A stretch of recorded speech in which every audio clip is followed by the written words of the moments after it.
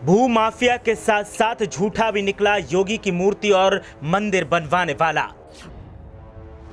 जमीन पर किया अवैध कब्जा और मूर्तिकार को लेकर भी कर दिया बड़ा झूठा दावा।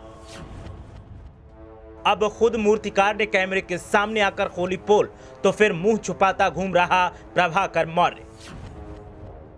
एक के बाद एक सफेद झूठ, आखिर क्या छुपाने के लिए प्रभाकर मौर्य ने बोले? क्या है प्रभाकर मौर्य की सच्चाई, खुलासा करेंगे हम और सुनकर दंग रह जाएंगे आप। रामनगरी अयोध्या में बनने वाला राम मंदिर भले ही सुर्खियों में हो, लेकिन पिछले एक हफ्ते से सीएम योगी का मंदिर काफी चर्चाओं में है। कभी मंदिर का निर्माण चर्चाओं में आया तो कभी मंदिर को लेकर हुए खुलासे। अब मंदिर को बनवाने वाले प्रभाकर मौर्य के झूठ की परतें खुल रही हैं और परत दर परत ऐसे खुलासे हो रहे हैं जो हैरान कर रहे हैं।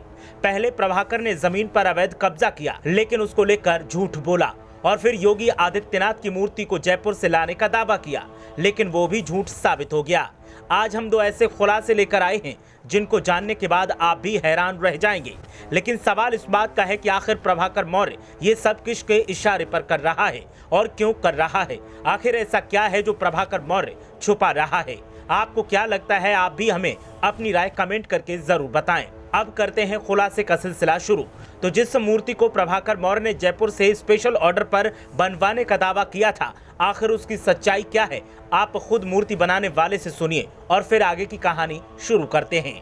मेरे द्वारा बनाई गई थी और इसमें तकरीबन 22,000 रुपये का खर्चा आया था सर, और उन्होंने मुझे वो 22,000 रुपये दिए थे और मेरा चार्ज मैंने कुछ नहीं लिया था, क्योंकि उन्होंने लालच दिया था कि हम आपको योगी जी से मिलवाएंगे और आपका नाम जो है मीडिया में लेके आएंगे। तो इसलिए मैंने सर उसको अपने तरीके से वायरल भी नहीं किया था। मुझे बिल्कुल भी नहीं पता था कि कुछ ऐसा करने वाले, वरना शायद मैं ना ही बनाता। बाद में पता चला कि उन्होंने जो है ज़मीन जो है हड़पी हुई है, वो बंजर ज़मीन है, किसी दूसरे की है, तो कहीं ना कहीं उन्होंने गलत किया सर।